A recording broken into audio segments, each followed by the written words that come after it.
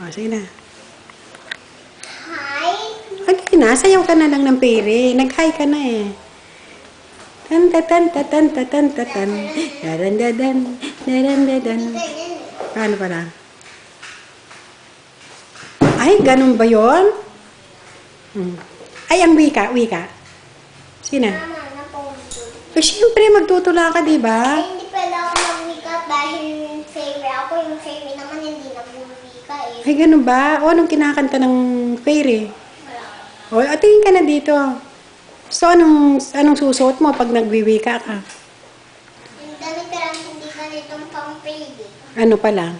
Fairy ay fairy. Isipin ko pa po. Nakagaw, hindi pwede magtula din ng kagaw. Ay, bakit naman hindi? Eh, pang damit po yun ay tsaka pang uniform, hindi naman po yung fairy, hindi naman sila nagtutula. Yung naka-costume na fairy, hindi naman nagtutula yun. Ah, ang susuot mo, pambansang costume. Ano yung pambansang costume? Yung damit lang. Damit, barat? Ganyan po sa'yo. Hindi barat. Barot saya.